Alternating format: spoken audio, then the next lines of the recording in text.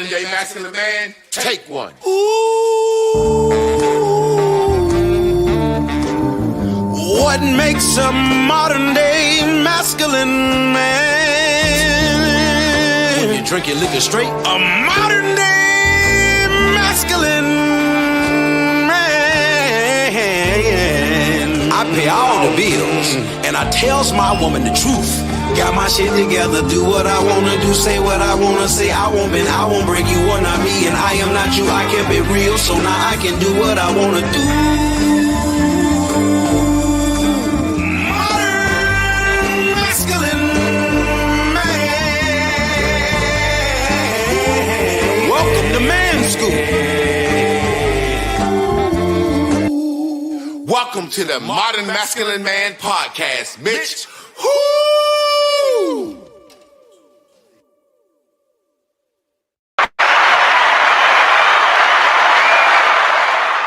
Hello, jello, mellow, goddamn it. It's a brand new day, new way, new view, new you. And I'm here with my guy, Red Hat Trab, tonight. And we expected some different stuff from Red Hat Trab. Red Hat Trab look about 10 years younger tonight. You look good, man. Oh yeah. Appreciate that, man. I feel good tonight, man. Mm-hmm. Yeah, sometimes when you cut that beard off, man, I know me personally, it make me feel a little different. That beard and that hair make me feel, I don't know if I feel wilder, angrier. I know in the Bible is a reference, John the Baptist. He was known in the village as a smooth guy, but when he started preaching the coming of Christ, they said he went out to the wilderness. He was just eating the locusts and the honey, and he let his hair and his beard grow. And they was like, ain't that smooth, John? Why the fuck is he looking so wild? So when I got my beard, man, I don't know. They say the hair, you know, we're going to get into some prison talk, but this might be some prison talk. But like we said, there's something to it. So we're going to go ahead and reveal what we're going to talk about tonight. You know, they say your hair is like your antennas to God and your connection. And for whatever reason, in different cultures, they didn't cut their hair. Mm-hmm. When I got my beard or when I'm growing my hair, I feel differently. I feel wild. What about you, man? Well, me being a barber, I got a thing I call mirror work. And, you know, that's every day. It ain't nothing deep.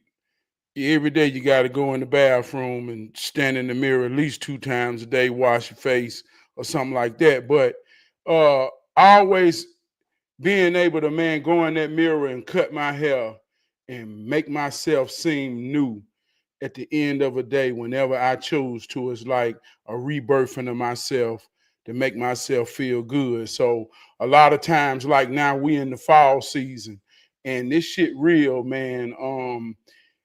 You know, everything fall down. Your soul do the same thing. We start being analytical. The holidays coming up, Christmas coming up. It's like, man, we have to examine our position, just like the trees. You know, you look at the trees when ain't no leaves on them. Now is the time to realize it's time to cut that tree down. You know what I mean? So for me, when I get down in the fall season, I like to go in that mirror and bring that goatee out because it's something that I don't normally wear. And it gives me a new perspective of myself in a season of change to kind of get away from trying to break that cycle. You know what I mean? Yeah. So you saying that it may not be that your hair's your antennas and all that. You're saying that this right now, the season is changing. You've been looking at same old Trav and the winter is coming. The world is dying. The world is falling. So it's like you saying just going in there and giving your goatee gives you a little different swag, a little newness about yourself. That's what you're saying as a barber. Yeah. Kind of find a new groove in the midst of the season. Like I say, this is the season of depression. Winter coming. It's cold. The sun furthers away. This how it work, and you got to know your position in it. So, like I say, for me, standing in that mirror, man, with them clippers and being able to make myself feel good about what I see, man, that's an empowering thing. Okay. I can dig it. I'm more on the prison talk on this one, man. I feel like when I got my beard and I'm growing my hair, I'm a mean motherfucker. I be mad. And it might just have something to do with when I cut my facial hair off, I feel cute. You know what I'm saying? You know you feel cute. You look different. It's a new look. And I'm just using feeling cute just as a euphemism, being silly. But when I ain't got my beard, man, and I feel cute, I got my little civil rights mustache and my little chin piece. I look at myself when I'm making my videos, and when I try to yell and goddamn it, it don't even look right. So I'm more funny and more chill when I'm looking like this. So I think I like myself better like this, honestly. But I'm gonna be honest with you, Trab. I'm like my granddad. I'm gonna be honest with you. I don't even shower every day, man. If I go to the gym, I shower every day. Most of the time I go to the gym, but my granddad just was always like, how can I say that? My granddad, he was the type of nigga. Getting deep. I'm gonna have to just tell the truth. My great granddaddy, man, I'm just like him. I try to be like him in so many things he say that's ingrained into me. And he was just like, a man goddamn don't bathe every day. You know what I'm saying? He was just like, my great granddad that go to work during the week and come home and do what he called a whole bath. You know, wash his nuts, wash his underarm, wash his face. But I remember because we didn't have running water when I was a little boy, old folks kind of took a hot bath on Saturday night and Sunday night in the bathtub. You know, you fill it up like in the Westerns with the hot water. But long story short, he didn't get his hair cut every week. Every blue moon, my grandma said, Alec, they got a service down in the church. I'm receiving an award. And my granddad said, all right, I'm going to go get my hair cut. And my granddaddy go get his hair cut and his beard done. And he looked like a new motherfucker. And as soon as he get his hair cut and he fresh, he look at it, he put his goddamn hat right back on that shit like, hey, that's my work hat. You know what I'm saying? So I'm not used to the whole everyday grooming. So, but then my other grandfather, he was a smooth motherfucker, ladies man. He had the thin mustache. That's where I kind of get that from. But he had the thin mustache. Yeah. He shaved every day with the little leather swap, and he shaved every day. So my thing is this. I feel better like this, but this is 2 days old and the beard is already growing back. Yeah. So you have to stay on that. And I just don't want to be that meticulous all the time. Oh, let me shave, give my beard right. But honest to God, I do feel better like this. So tonight's topic, man, we got into it a little bit. Prison talk. I say prison talk. How can I explain this? It's when a motherfucker rapping and he thinking he's smart and he rapping on some shit, but he going way out there. But like you say, there's a reason for this prison talk. There's a yearning for knowledge. There's a seeking. There's a spiritual something on the inside that wants to be filled. Now, this is what I say a lot of people don't understand. When I say prison talk, I seen a guy, he was just talking. Let me give you a couple of examples. He said that 5G is caused by coronavirus. He said that the mountains aren't mountains. They really tree stumps and just a lot of crazy shit. Now, that's what I call prison talk. A lot of that 5% Nation of Islam, I call it a lot of that shit prison talk because a lot of brothers come across it in prison. But I also call prison talk what people don't be really thinking I'm saying. Man will create stories for things that he don't understand. The Bible is God is prison talk. Come on. The idea of God, and I'm not saying that God don't exist. I don't want to get change nobody's mind or influence nobody, but God behaves like the man that created him. Like God in China speak Chinese. He don't speak English. You know what I'm saying? Yeah. God in China, he like rice. I promise you. And in the China religion, rice is a very major popular thing. Perfect example. They made diamonds popular in the 50s. Before the 50s, every older person had just a gold ring band. Won't no goddamn diamond on it. And so the Beers Company popularized diamonds and engagement bands in the 50s. And that's why diamonds are popular now. But when you go back to old cultures and old texts and read back in the day, they don't even mention diamonds. Diamonds weren't popular. When the Bible lists the foundations of heaven, the 12 foundations, it's jasper, rubies, emeralds, shit like that. Diamonds ain't in there because diamonds were just recently made new. So a lot of stuff is prison talk. But I want you to get into what made you want to talk about that topic, because I'm pretty sure you have a better explanation of why we prison talk, why we need it, where it come from, all that. Because I want you to go ahead and give me your rundown. You got much time as you need to. Enlightenment is a journey. A lot of people get on this journey, and it's like the soul draws them to a deeper understanding. And this journey makes you vulnerable. This journey makes you lonely. This journey comes with anger, development. It comes with a lot of different stages. So sometimes, man, when you got a seeking soul, people can see that. People can feel that. And if you ain't rooted in something real, everybody looking to tell their soul, come here, I got the answer. When in actuality, the ones that know it all know we know nothing at all. It's the pursuit of knowing is what's powerful, right? So when we talk about prison talk, rhetoric, semantics, branch knowledge. I wear this every day on my shirt because this is the tree trunk and the roots. That's the universal truth. That's sitting with an Asian man who has a different God. They're sitting with a Mexican man who has a different God. They're sitting with a white man who has a different God. But we can all meet in a place of being genuine to know that it's something universal in this here world that the world don't really want you to understand. But when you get that point, man, that's a powerful thing.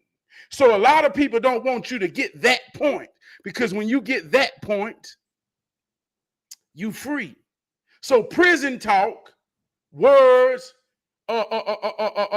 using big words to make you think you don't understand what I'm saying, so it makes you submit to my mind and my imagination more than yours, and I'm finna tell you some bullshit that make you feel good and sound good, but I yet don't even understand the point of it all. So I said to say this: the truth is in the moment. If you can read something about Egypt 5,000 years ago, if it's real right now in the moment. That's why I say, do you know how it works? Because if you understand how it works, you can work it. And you can see it working. You ain't got to believe it. You know it. So prison talk, man, sometimes it's games being played on our mind from ingenuine people that really ain't want to show you how it worked because they scared that you ain't gonna need them and come to them and bow down to them. Yeah, that's amazing how you broke that down, man, because, you know, a lot of times the prison talk it's used for that. It's used for that meaning, but originally it wasn't disingenuine. I give you a perfect example. When I was growing up in the black church, which is prison talk, you know what I'm saying? The shit that they taught us, they didn't know what the hell they was talking. You know what I'm saying? And the only people that got on it was ex-cons that wanted to be pastors. You know what I'm saying? And when I was growing up in the black church, stuff like speaking in tongues, yada yada, both sides, yada yada. They were taught that and did that. And like you said, it got to a point where it wasn't disingenuine, but when they started using it to control, they started using it to say, well, if you can't speak in tongues, you ain't got the Holy Spirit. If you can't speak in tongues, you a sinner. So it made people just start yali, yali, yali, yali, yali, yali, yali, and oxen free out of the fucking blue, because you feel like if you don't have this type of knowledge or this type of spiritual gift, that you're less than somebody. It's amazing, like I say all the time, there are not a lot of men in the Christian religion, because the Christian religion is kind of effeminate and the pastors preach to women. But then when you look at Islam, Islam is full of men. You go to the mosque, it's full of men. I had a homeboy that used to cut my hair, said, man, you get a free cut, you come to the mosque. So I would go to the march from time to time just to get a free cut. You know what I'm saying? And it's full of men. And I used to always tell him, and he used to always say that, I'd be like, but that's because it's niggas that's ex-cons, man. Niggas don't come to this knowledge until they get locked up and sit down. And then when they get out, they still be similar people. Like Malcolm X is one of the biggest frauds ever to me. And people can say what they want. That's just how I feel about Malcolm X. You know, Malcolm X is a perfect example of today. You know what I'm saying? Nigga go to prison. And most of the brothers I know that go to prison join the Nation of Islam. It's a different form of protection other than being in the gang. You see what I'm saying? And most of the brothers join the Nation of Islam. And then when they get out, they start speaking that shit. And Malcolm X did the same thing. When he got out, he started talking that shit, but he was gifted. He had the gift of gab regardless. Like you say, show what you say. I always say, show nothing, Bruce Leroy. The glow is the glow, whether it's yellow or it's red. You see what I'm saying? So Malcolm X had that glow before he went to prison. And when he got out, he used that same gift of gab and that glow, and he became big. He was big. He became like the #1 minister for the Nation of Islam. And we all know history says he got a little big-minded and spoke on John F. Kennedy. And the Nation of Islam almost lost their nonprofit status because that's a church. You know what I'm saying? So when he spoke on John F. Kennedy, Elijah Muhammad said, ho, we got to sit your ass down. And he was only sitting them down for 90 days. And Malcolm broke before day 30 and went and told everything he knew. I heard he messing with young girls and the Nation of Islam is a gang. And it's like, yo, bro, you couldn't take 90 days of silence. That's an ex-con nigga. That's a prison nigga to me. That's a nigga that turn on the man that made him who he is and go snitch on him. You said you knew about the little girls beforehand. You didn't say nothing beforehand. You didn't say nothing till you got sat down.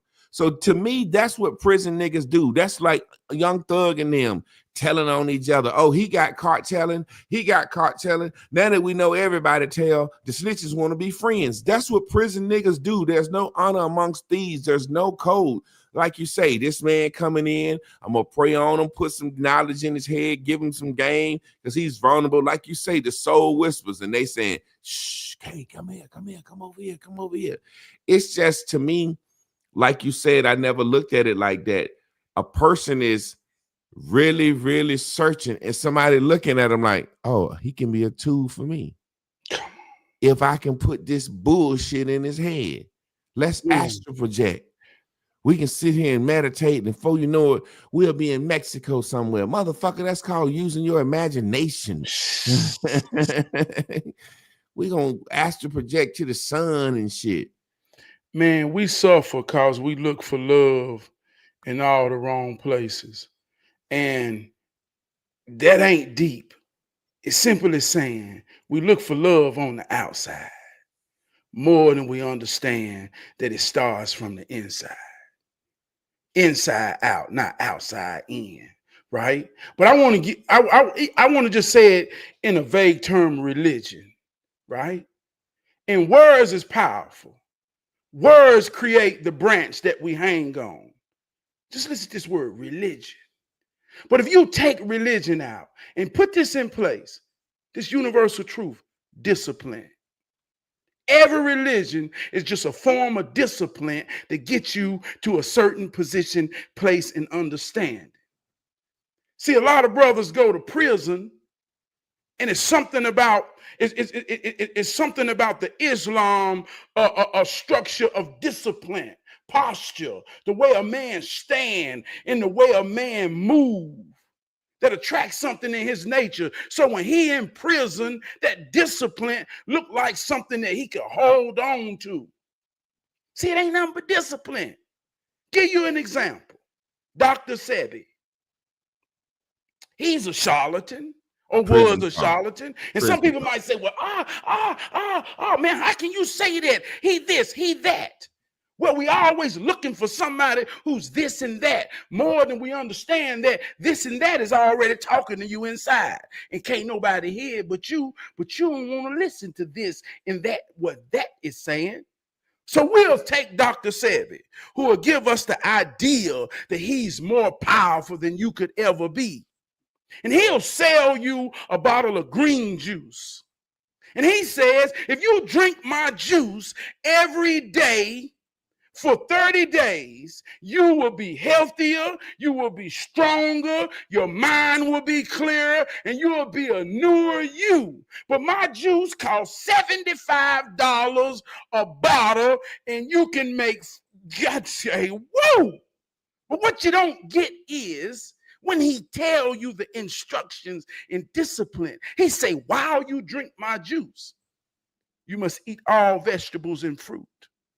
You must not eat after 6 o'clock. You must walk 2 miles a day. You must focus on positivity and drink lots of water. And people will get this juice and say, oh man, Dr. Sebi done save from people. He gonna save me. And we'll go follow all the directions and discipline, and we'll lose weight. We'll become stronger. We'll become everything through the discipline of the directions. And at the end, we'll look at the goddamn juice and don't know what don't even realize we've been working the real life truth that's free to all of us. You ain't got to pay nobody for that. It's a placebo effect. I'll tell you something, Trab, and this is some real shit. Like you said, if it don't work now, I believe it's all in nature. Now, this is something I will say from experience. I stopped eating meat and I was vegan for 4 years, right? And the type of vegan I wasn't eating no processed fake plants. It's no shit. I just ate none but veggies. Me and my boy Artie, we used to always work out together, weight lift and run. And when I stopped eating meat, Artie used to always beat me in the short distances. Say if we run 5 miles, he would beat me. If we run 7 to 10 miles, I'm gonna beat him. But he would always beat me in the short distances. I could always get him in the long distances because I played college sports and he wasn't an athlete, so that willpower would kick in at the end. But 5 miles, oh, he gone. So when I went vegan, I started beating him in the short distances. I started lifting more weights than him, and I was actually stronger. And so I look at it like this: a gorilla don't eat nothing but plants, and that's a strong motherfucker. So it's certain things and certain plants that we need. Long story short, what I do realize, my teeth started cracking. I had to pull 4 of my back teeth when I stopped eating meat. My teeth started cracking and I was losing teeth and that was costing me money. So I was getting crowns and stuff. However, I think back when I was a kid, if you put a fucking rabbit and an apple before a child, the child is not going to just kill the rabbit and start eating it. He going to play with that rabbit and he going to eat that apple. You know what I'm saying? It's certain things that we just know in nature that no matter how we cut it up, I like meat. I grew up on a farm. I love pork, but I was healthier, stronger, and more vibrant. My mind was clearer when I wasn't eating meat. Now, I don't eat a lot of meat now, but I do love pork chops. I love that hog, man, really. I don't eat a lot. I might do a brisket from time to time. But I do notice when I eat and I don't eat meat, I'm not instantly sleepy and groggy. You see what I'm saying? So that's something that I learned. However, I'm not going to go as far as to say in the last so many years since we've evolved eating meat and needing certain things that we shouldn't eat meat. I'm just saying me. Now, however, I'm not going to go out here and put that on somebody and try to constrain somebody to not eat meat and tell them that they're not spiritual. They don't have discipline. They don't have the power of the Holy Spirit. They don't have this if they don't eat meat. I just know I felt better, but I like fucking eating meat. You know what I'm saying? I guess that was my way of saying that we can bewitch people when we want to, with what we want to, based on our own experiences, if we have that influence. You see what I'm saying? But yeah, Dr. Sebi, as much as I love him, everything he say, prison talk, because every doctor I ever went to, the first thing they told me was, cut out some of your red meat, drink more water, eat fruits and veggies, and get more sleep. That's the shit grandma used to say. Grandma used to say, you can't have two starts, baby. Don't cook no rice and macaroni. Like they used to simply tell us, don't have two starches. When I was growing up, the shit that people saying now, my grandma used to like, well, when we eat starch, we don't eat no meat. Because starch and meat don't go good together. Yeah. But that white man will tell you need a meat and potato. If my grandma cooked meat, she cooked nothing but veggies with it. If my grandma cooked potatoes and biscuits and rice and shit, she cooked veggies. She never mixed meat with starches, only meat and veggies. And she made us drink a glass of water before we ate. So it's certain things that we do that we don't know why we do that can be perceived as prison talk, but some of it's good. Like drinking out of a copper cup. My grandma used to have a copper cups in the house. And I used to always be like, I don't want to drink out of them because they look dirty to me. Copper cups. Over time, they look dirty. They lose some of their shine. And I ain't want to drink out of them. And my grandma, boy, you better drink out of that copper cup. And I didn't like doing it. But my whole family drank out of copper cups. And then as I get older and older and older, they say the copper in the cups do something for you. You see what I'm saying? There's certain things like using a cast iron skillet. It's passed down. I don't know what the fuck a cast iron skillet do for you, but it do something for you. Because grandma said do it. Yeah. However, those are things that are prison talks and made up shit that we don't know that are passed down. Could be good, could be not, that we do because of the people that influenced us. So I see exactly what you're saying is grandma ain't trying to say, drink out a copper cup so I can control you, like a nigga in prison might be trying to do you. But it's still a form of prison. It's a form of the mind control. When I think of prison talk, like I say, it's rhetoric. It's rhetorical semantics. It's like not understanding the point, not comprehending. It's like everybody talking about a movie, like The Sinners. Everybody was so woke when the movie The Sinners came out. Everybody was talking about the symbolism that was in the movie. But then when you get in real life, the same thing that the movie is about is happening to people every day, and they don't even see it working on them, like witchcraft. That's real. Now, see how that sound? Oh man, he's saying witchcraft is real, but it ain't nothing but spells. Spells is real. From first grade to sixth grade, we practice spelling. You're an English teacher. You understand the power of spelling. How good is your spelling in words? Words have connotation. A witch is one who casts spells. A man is a warlock, one who casts spells. Spells are words. If I can say to my brother, boy, I believe in you, boy, I see you, and it makes your posture rise, and we dap up and you feel stronger. See, I'm casting a spell. If I come to my brother and I make you doubt yourself or put something in your spirit to make you feel like, and I can see it in your eyes where I done made you dim down. See, that's spells that people casting every single day. Some people know it, some people don't. But if you don't, then it's getting worked on you. So when it comes to prison talk, man, witchcraft, and they don't understand how it works. They don't understand how to walk in a room, whether spirit of ingenuine discernment is rampant in a room, and you walk in as a piece of light with a positive mindset to make everybody laugh, change the attitude, the morale, to create a scene that's positive and productive, and you know you add value. See, that's witchcraft, but I ain't gonna call it that. That's just teaching you how it works. Yeah, you know, it's funny you talk about them words in my Bells and Bubbles class. I was saying they got us starting all our day off wrong, like with the words they use. Like they say, wake up, awake. What's before a funeral? Awake. You see what I'm saying?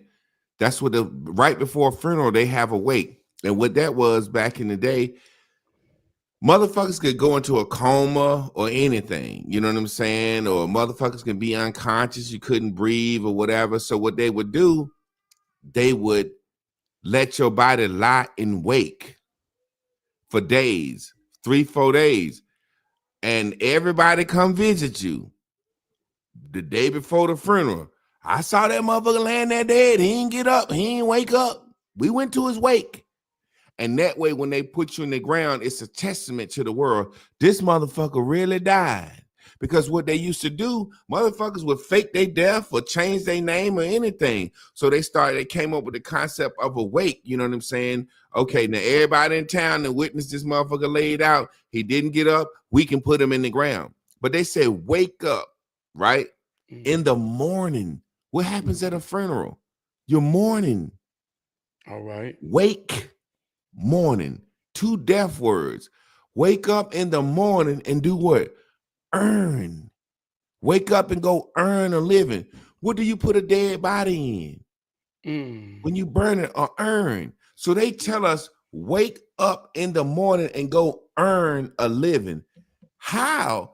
Wake is death, morning is sadness, earning is death, and now you put all this on a living. That's why it's so hard. We say stuff like, shit, what you out here doing, bro? Shit, trying to make ends meet. Ends don't meet. They go in the opposite direction. Ends won't meet. Oh my God. Look, boy, this powerful, man. This real, this some real shit, right? Now you see how you broke that down. And it's somebody, I just saw this the other day. Somebody was using morning. They say, man, we say morning in the morning. But watch how you break this spell. A homophone. It's 2 words that sound alike and spell different. Morning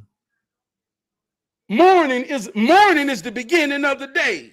To mourn is to have emotional feelings at death. So I can break that whole spell by just understanding English language in the context and rules of the art of literature, saying I can use homophones in lyrics and to create. You break the whole spell. You see how that worked out? And that's what I mean when it becomes prison talk, when you don't know how to move in and out of it when it's time to or not. Because now we got people that's going in a room where good morning is a sentiment of the sun rising and shining and saying, I'm a son and I do like the sun do. Morning is when I come out of darkness. Good morning, everybody. And it's a prison talking motherfucker. And we don't say it, and we don't say it with we say good morning as a way to really pep a motherfucker up, because they know ain't nobody feeling good at this time. You feeling you were laying in your sleep, you were feeling better. As soon as you woke up, you started mourning, like, damn, new day. That's why the old folks in the Bible said celebrate death, because the mourning is over. You don't have to mourn anymore. You don't have to get up anymore. I would be crazy to not sit here, since we talk about that, and just go into like the esoterics, not getting too deep, but just having to be honest. Like the word spirit. The word spirit comes from espere. It's a Latin word. It means to breathe. It means breath. Now watch this. You have a cardiovascular system. That's your heart, right? Well, you have a respiratory system, and that's your lungs. And that's what you breathe with, your respiratory system. The Bible say that man was made from the dirt, because all of in our body right now, we got all the elements of the periodic table: zinc, magnesium, calcium. We got some copper in our body. We got some lead in our body. So we come from the earth. But then they said God breathed in the man, and he became a what? Living spirit. Now, watch this. When we die, we say what? Our spirit goes back to heaven. Well, our last breath is what? When you breathe your last breath, where does it go? It go back. That's why the Bible said Jesus was on the cross, said, our Father, and he gave up his spirit. He breathed his last breath back into heaven. Now watch this. When you see a person laid out on the ground and you think they dead, what's the first thing you do? You touch them. Do they got a pulse? Are they conscious? If they not conscious, that mean they what? They not breathing. So what can you do? You can put your hand over their mouth, mouth over their mouth, and give what? Give them air and keep blowing your air into their body, and it'll wake their ass back up. And guess what'll happen in that moment from somebody that don't understand how it works? They'll witness you create a miracle. And they'll call it God. Bring somebody from the dead. And they'll say God did that. See how that works. Let me say this, man. No matter where you at on planet Earth, mourning happens at different times. Just like in California, they mourning happens 4 hours behind ours. On the other side of the earth, it's morning now. They had morning 9 hours ago. But everybody sleep during the night unless you working. So this is a universal truth, no matter where you at on planet Earth. And if you living in a structured way of society, in the way people work, then everybody has a bathroom. And when they wake up, it's a natural order that you got to go at least clean your mouth out for the day, prepare for the day, and look in that mirror. This ain't deep. This is a universal truth. Now, when I hero train with children, I try to give them a discipline to carry themselves through life. I say from the first time you get out the bed, no matter how hard it is, and sometimes it get hard. On the days I got to go to work, man, it's hard getting out the bed, but I still got to go run the play. When I stand in that mirror, in my mind or whether I say it out loud, I say, I am strong, powerful, beautiful, love. I teach this to children. I have a camp, word of the day. Everybody got to bring a word of the day to build yourself up. This is how it works. If you ain't going to cast a spell upon yourself every day, then who you going to allow to work it on you? And this ain't got nothing to do with black people. This ain't got nothing to do with no kind. This how it works, even in a language that you know nothing of. When they look in that mirror and see themselves in their own eyes, if they don't have an affirmation, see how I made it sound woke and deep. If they don't have a word that they look in their eyes and say, regardless of what, boy, let's get it. Boy, let's do it. Good God Almighty. If you ain't saying that and you leave that mirror, you looking for somebody to say, come here, and you bait. You bait. And somebody gonna put that shit in your ass. They're gonna put it in. It's funny you had said earlier the word religion, and it comes from a Latin word regulator, which means to regulate. It's a discipline. It's a set of rules and principles that you do daily. You ever notice that the motherfuckers that say they not religious and say they spiritual, they're not disciplined. Anytime you see a motherfucker say I'm spiritual, they don't get up and go to work every day. They not disciplined. The people that are religious are disciplined, meaning this. How can I say this? Spiritual mean I'm just breathing. I'm just getting up. I'm just living my motherfucking life. You know, most of the people, and you look at niggas that say they spiritual, they don't got no 9 to 5. They don't have no structure. They don't have no religion. So it's amazing how our religion and since we're talking about prison talk, the mindsets that we stuck in, I want to caveat. I want to talk about this because it really burns my fucking guts, man. I'm seeing a lot of sisters right now saying they gonna go out and rob and steal because of the food stamp situation. How long do we expect someone to take care of us? Now, let me tell you where I'm coming from. I remember talking to a brother. He was mad that his father was so healthy and his father didn't do a lot for him and his brother growing up. And his father ran women and just was a crackhead, and he got sick. And his father would come visit him, and he was just so angry that his father was in better health than him. And I remember looking at him and telling him, I said, man, well, your daddy ain't got no worries, man. He said, what you mean? I said, your daddy get up, and only thing he want to do is get a crack rock. He don't have no worries.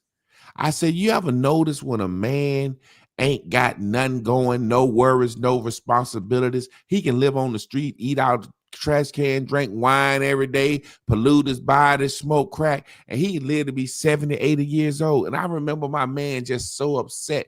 He's like, you right, that motherfucker ain't never worried about nothing. And here I am laying here with cancer. People don't realize that stress is the synthesis for all sickness.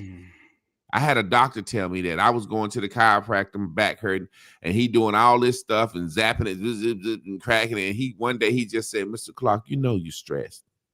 And I said, what you mean? He said, I see you biting your nails since you've been here. That's stress. He said, that's why your back hurt. Trav, I stopped biting my nails. I made it my mission to stop biting my nails, right? When I stopped biting my nails, I didn't realize when I stopped biting my nails, my back stopped hurting. Because I was focusing on not being stressed. Point being, I see a lot of sisters that go to college, graduate, get a master's degree, do it what's called the right way, get married, and then have fertility issues. Come on. But then these women in the fucking projects can make baby after baby after baby. They smoke cigarettes, they smoke reefer, their babies come out healthy and strong and turn into NFL football players and basketball players. The point I'm making is this. Trab, as a grown man, there have been times me and my wife have sat down, analyzed the bills, paid this, that, and the other, and said, all right, we got $30 to eat with for the week, and go to the store, buy some noodles and some beans, and worry about how long did we think that somebody was going to give us food, clothing, and shelter, and now have the audacity to be mad? Do you know that's a form of prison talk? Do you know the reason those women believe that the government owe them something and owe them sustenance and owe them provision? It's because of the prison talk, the slavery, the reparations, the government, the white man, the devil, the evil, and all that. Do you realize that that's a form of prison talk? The reason that us as black men think it's okay to worship criminals and criminality, and we like the story where the motherfucking we love Scarface. Yeah, he rebelled. He didn't go to work every day. You know what I'm saying? Do you realize that think that somebody owe us some? What up, Enzo? That's a part of that prison talk, that rhetoric that's in us. We think we say we built this country. Born in 1977, talking about I built some shit. We think that rhetoric, that right there keeps us bound. You know what I'm saying? Speak on that. Man, let me say some universal truths. Expectations is the seed of disappointment. Don't nobody want to be disappointed or be a disappointment. So the easiest way for nobody not to disappoint or be disappointed in me is if I live a life where I don't create no expectations, meaning I don't want no responsibilities. Because if ain't nobody depending on me, then ain't nobody expecting shit from me. And therefore, I can live a life disappointment free. Now, manhood is about being a servant. Manhood is about rising up just like a son do, because you're a son, right? That ain't no prison talk. That ain't nothing deep. Your mom and daddy had a baby. You're a boy. You're a son. You rise up every day being raised to know that you got something to give the world, even if it's just work, to be a part of something, to create something more powerful. So this ain't nothing deep. This ain't no prison talk. So if you rise every day like a son do, and you stand up knowing that, then you got to serve something. And you got to be ready for something and somebody to depend on you. See, we get away from truth. See, a family is a man, a woman, and their children. Family ain't got shit to do with cousins. Family is a man, a woman, and their children. So when a man has a woman and children, he serves them. I told you, Jehovah Witness, that's about something real. That's about when you watch yourself be born again coming out of a woman's ass.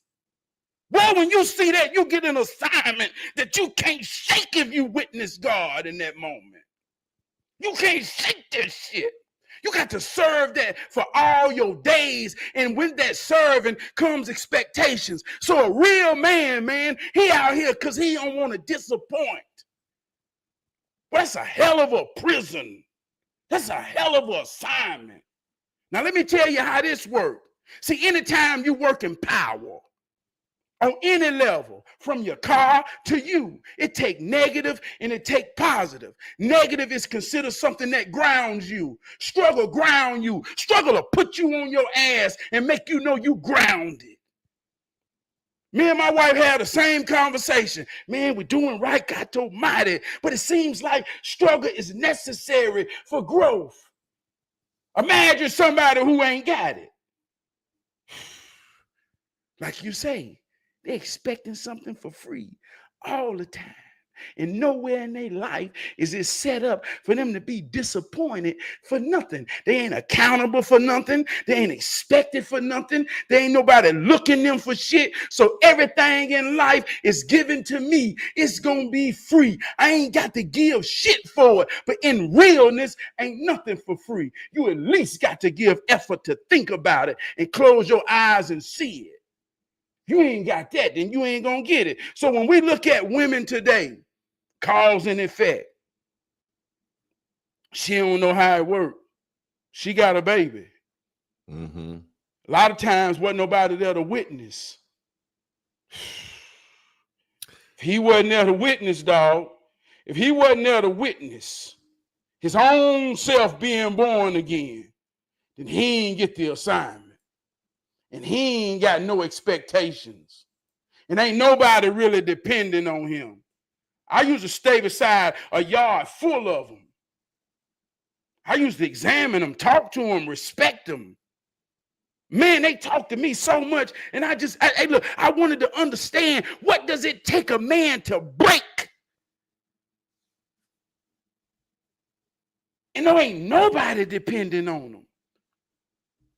And I'm going to be real with you. That's freedom. Yeah. And I don't want it because freedom ain't free, dog. Hey, listen, man, I tell you all the time, the love constrains me. Love is what keeps me grounded. You know what I'm saying? Having a responsibility, that's what keeps me grounded. You know what I mean? To my wife, to my family, to my daughter. You know what I'm saying? It's amazing, man, because when you think about it, now this is where people get mad at me. The people that don't have the responsibility walk, talk, dress, act, and everything the same. Think about these women. They have created a culture out of poverty and bad decision making. And guess what they call themselves, Trav? Watch this. What? Baddies. Guess what else they call themselves?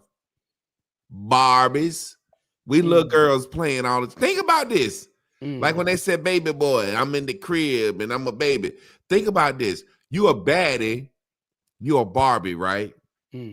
All of them got the same hairstyle, same lashes, same nails, tattoos everywhere on their neck, all over their goddamn arms. They think that they have become a culture of baddies. No, you a culture of poverty. Low-stricken mindset. This is what poor people relying on the government do. They adorn themselves. They get up every day and they think about how they look, and they trying to show the world they ain't struggling, and they all move their hands the same way. They say the same things. It's given, mind you, they are a part of a culture that they think is rooted in coolness, but really grammar plus rhetoric equals logic. Come on, man. Nobody really understand that. Words plus rhetoric, how you act, equals logic. So that's what we believe. Based on what you say and how you act, that's what we believe. I ain't never seen a man get his dick sucked. I ain't never seen a man get fucked in the ass or fuck nobody in the ass. But I believe in gay people because how they talk, act, is believable. Think about this. Grammar plus rhetoric equals logic. There was a time back in the day where black men could go up and do something illogical. That's why I love the founder of my college, Dr. James E. Shepard, is a liberal arts college. There's seven liberal arts. The first of the three, the trillium, is grammar plus rhetoric equals logic. Now, back in the day, white men hated black men, and they'll hang your ass if you tried to read.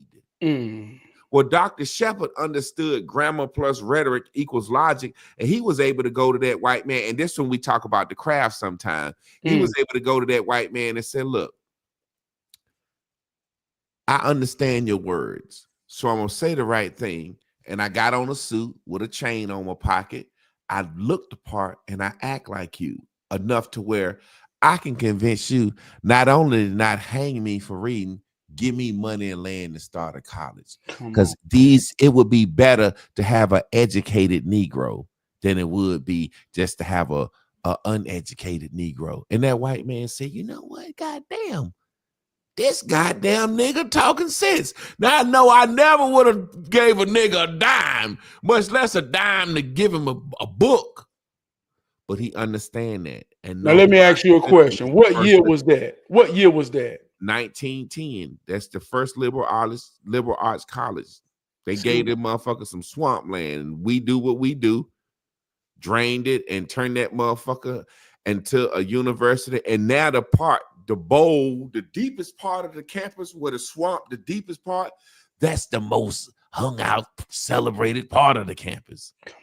So grammar plus rhetoric equals logic. So we can do the same thing today. I seen KRS-One say some real shit. He said they didn't take our land, they took our mind. He said the land's still right there. We just don't have the mind to go get it.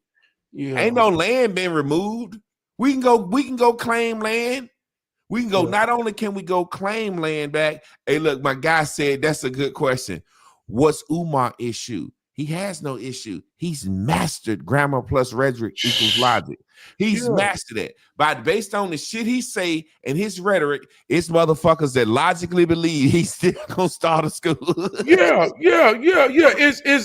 It's people looking out for a savior, looking out for a leader, looking out for a way. But that rhetoric don't work on certain people. Say, for example, Trav, it's certain things that a person could be saying all the right words, all the right grammar, but you say, this nigga ain't acting right. No, man. Or a nigga could be acting right, and you say, man, this man got a good spirit, man. He acting right. But you say, this motherfucker don't know what the fuck he talking about. Man, let me tell you something real. It's got to be all three. It's an algebraic equation. Let me tell you something real, being around old people, and most of them dead and gone. And I know you yourself, man, we can hang from many branches. Use many different words. But someone told me, say, if you can't explain it to a 5-year-old child or a 90-year-old woman or man who can't never read or never knew how to read, you don't know what the hell you're saying. So the key is being genuine, being sincere. Because you can say anything, any type of way. When it's real, they gonna feel what you're saying more than they hear what you're saying. So somebody who trying to tickle your ears, I already know he don't know what he's saying because I don't feel shit.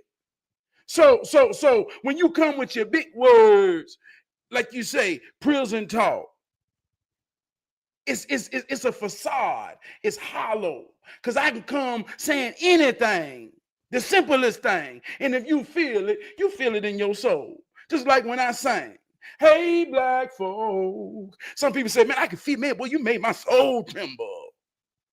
You understand what I'm saying? But let me say this, man, and this kind of far off. I want to go off something you said about the welfare girl and the college girl who having fertility issues. And I want to tie it back to expectations is the seed of disappointment. I had an old friend, Benny Lee, from down in Waysboro, and his mama was 98, and he was in his early 70s. They were still living. And I say, Benny, I ain't never heard you talk about your daddy. He say, man, I ain't know my daddy. I say, come on, Benny. You was born way back then. How you ain't know your daddy? Goddamn, they ain't have no baby mamas back then. He say, why they didn't? He says, a lot of people ain't know who their daddy was down home. I say, hi. He say, man, back then, and he started telling a real story. He say, back then, I remember we ain't had no lights. He say, when it got dark, everybody was around that lamp. But when you teenagers, man, nature for real. When puberty hit, man, curiosity. Some of the girls wasn't gonna leave mama and them light, but hell, me and everybody else, we didn't give a damn. It was your cousins, whoever. We run down in them woods. Nature said some of us had to be curious. Man, we didn't give a damn who we fuck. I say, come on, Benny. He said, I ain't lying to you. So going back even today's time, see, universal truth is real. No matter where you at, no matter what race you is, puberty is God's language. When that thing click in a young boy mind and it come out, there's a bell that go off, say it got to keep coming out. And even if he don't understand till he get to a certain age, till he can be having a companion, the body will fuck itself. It's going to still come out because it got to come out. So the same thing working over there. But then we get these social constructs. See, I was in high school, I was cool. See, a lot of time the illusion, the ghetto girls was the hoes.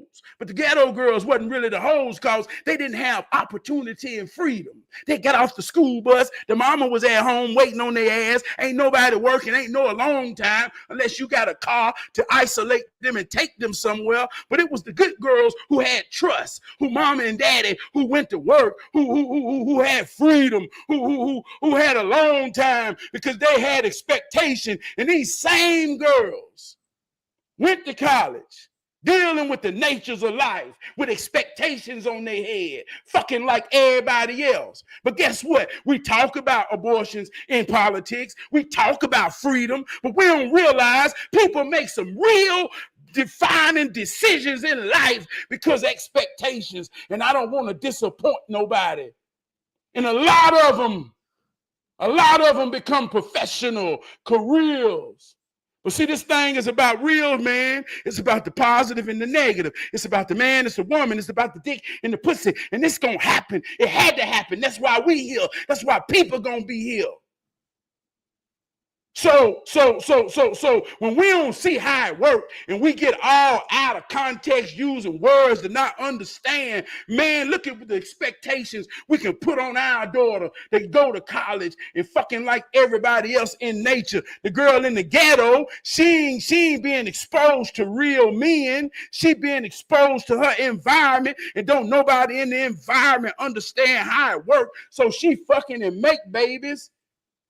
And the college girl fucking and aborting babies because it's a Come different on, level man. of expectation. And let me say this. This ain't the shame. This ain't the say, this ain't good or bad. This ain't right or wrong. This how it works. And if there are sisters that know this real, then you got to know we got daughters and sons that's going through the same cycle. What expectations are we putting on them based off what we don't understand? See, that's what's real. Man, you know, it's so crazy because it's funny because a lot of people, my friends would say to me, man, you ain't got no babies yet, blah, blah, blah, blah. And I was like, man, I had different expectations. People expected me to go pro. I couldn't get no girl pregnant at 19. I was fucking, but I was using rubbers. And people I would always say, you didn't plan that child you had. That girl had that baby. You ain't want that baby. Now you trying to shame me because I ain't got no babies. But yes, it's crazy because, like you said, the expectations. When I was growing up, the church girls on the church trips, we could finger them on the church bus because they just expected them to be good girls. Like we literally would go on the church vacation Bible school, Bible verse, church vacation trip, and they would let us sit in the back with church girls because they saying, oh, these church girls, and we back there fingering the good girls, the cheerleader girls. The only way we could get some pussy was the girls that stayed after school. Those were the athletes. Those were the cheerleaders. Those were the girls in the extracurricular clubs. So, but because things were expected of them, they used condoms. They had abortions. Whereas the ghetto girl, she didn't have a lot of access. So her first time getting pregnant was some older guy or some boy that they know what he was doing that didn't have no expectations of him. And he fucked her and she got pregnant her first time.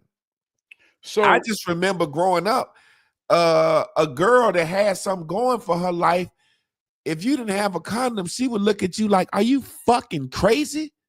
I got something going. I'm going to school. I got to take over a business for my mama. Like, so it's just amazing, man. But you said something that I wanted to speak on. Go ahead and take over before we get out of here. I'm trying to think about, you Oh, said it's something I time to wanted to go. speak Man, it on can't because be time it to was so go. amazing. I Man, know, it right? ain't time to go, man. It ain't time to go. Oh man, it ain't time to go, is it? God damn, we talking good. Yeah, man. But like I said, that whole idea of prison talk will keep you bound. I remember my students saying, when I get older, I'm gonna have a baby so I can get me an apartment and get a flat screen TV. And I just laughed at that shit, like, wow, it's really being incentivized. And now it's gonna stop. It's Yeah, gonna have to slow down. yeah. People are gonna have to say, you know what? Should I have a baby with Craig? Craig ain't got shit. Should I even have a baby at all? And because I'm gonna be honest with you, nobody says this, but I'll be the first to say it. And I have a special needs daughter, but you know what I'm saying? Sometimes having a special needs daughter, it's more shit you got to go through with doctors and therapists and blah blah blah blah blah. But then it's sometimes it's less because she ain't running around doing everything the average 4-year-old would do. So Mm, what I'm saying all this to say, having children and taking care of them is a fucking responsibility. It's a burden. Children are not assets. Back in the day, a child was an asset because you finna have another farmer, another help hand. Now children don't do nothing but drain. So I know how it is, the burden of raising a child and how hard it is and that responsibility that you was talking about that's actually slavery. And you mean to tell me out here you gonna make 4 of them and don't think about how you gonna take care of them? Bitch, you out your goddamn mind, man. That shit crazy to me. I'm glad for the first time somebody gonna have to sit there and say, how am I gonna do this? That's what we need. That's what we need. How am I gonna do this? mm, That's what makes you strong. That's what makes you call your baby daddy up and say, hey, we ain't got to get back together, but can we talk? Can we work it out? Can we co-parent? We're to be 2 parents. So this is a beautiful moment for me, man, because we've mm, been bound in thinking that somebody's supposed to help us and take care of us. mm. Rashawn Dependent said we had a clinic right across the street from our high school. 94, 98. They did all service without parents' permission or consent.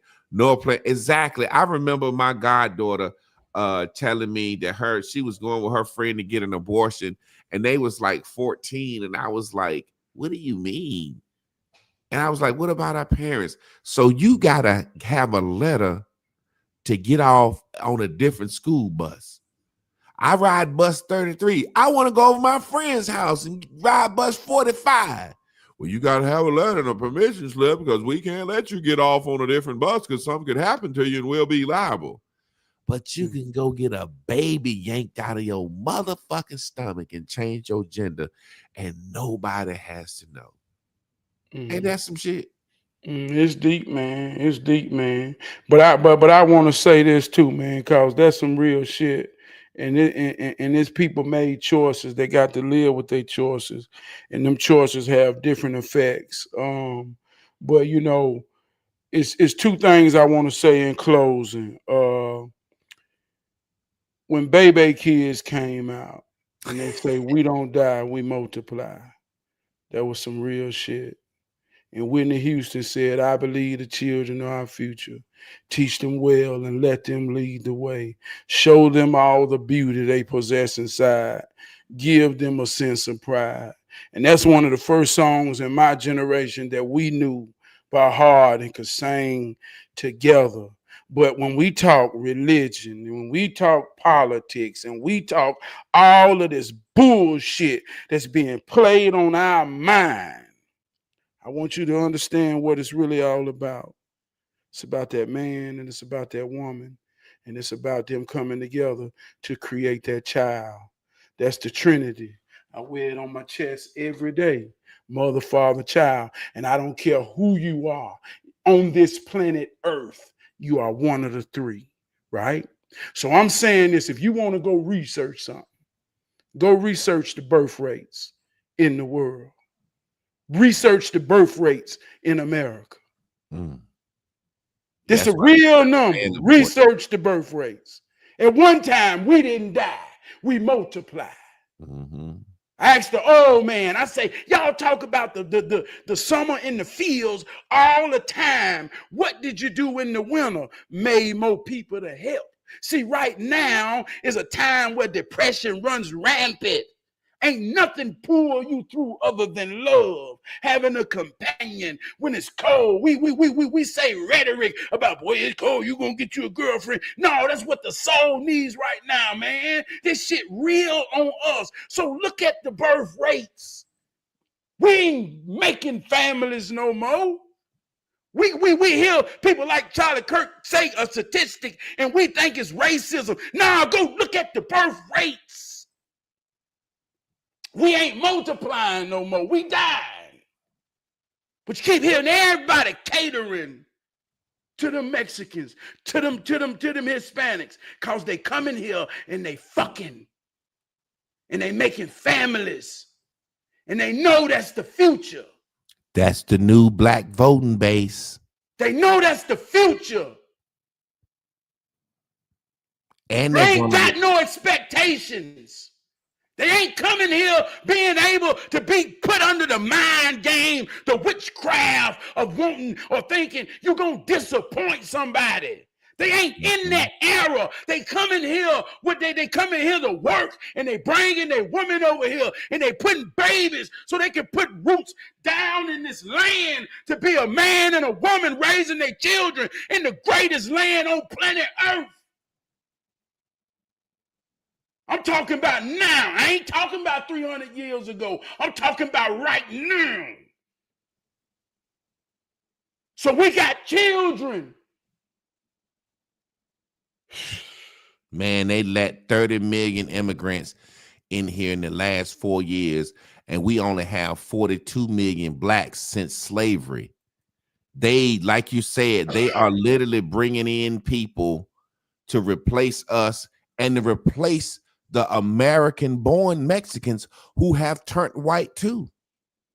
See, American-born Mexican, a second-generation Mexican is white now. He got the Asians are white now. Look, they come here, and this ain't no shit. This real life shit. They come here from a country with a culture. I'm talking about right now with a culture. The first generation that came here with a culture is my age. They children are American. And they children have a posture, a mindset, an understanding, a position to know where they is in America. And I work with them, I lead them. And they look me in my eyes and tell me, I never met a black man like you. And I say, what that mean? They say, I never know they like you. And I get so offended because they ain't never met no black people. They just done met me. But the idea of us.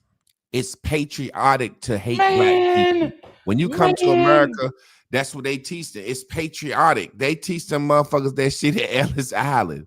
And I ain't talking about nothing deep. I'm talking about like me being a working black man with a job that can be my motherfucking boss. That's what they saying. How the fuck is you over me, nigga? How you got a family? Yeah, exactly. And you know the white man, he trying to abandon abortion because he dying off. He dying off. You ever notice all the commercials are just, it always be a mixed family? Because the white man is going to accept mixed race now as the new white race. He got to engraft himself into the mixed race.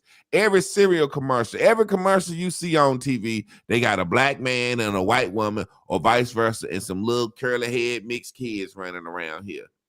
Trav, we got to get out of here, man. This thing getting good, but I got to get to work on time.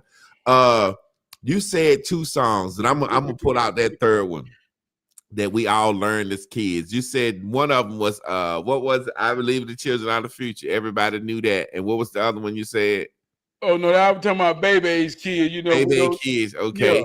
Yeah. Listen, I believe the children are the future was one of the first songs we ever learned when we knew all the words to. Because you might have sung that bitch at a 3rd or 4th grade graduation, and I'm gonna bust out another one. We sang at our 6th grade graduation. I led the motherfucker. You ready? Sing it with me.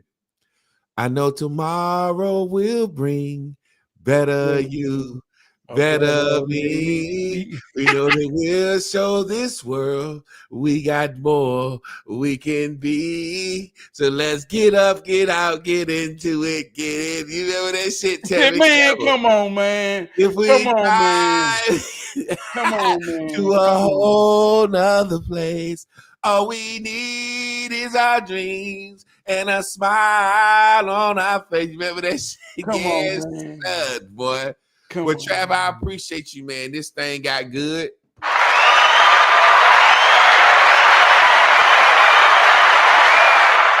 Y'all stay tuned in, tapped in, turned on to next week to Tough Talk Tuesdays, where me and Trav will be having a tough conversation.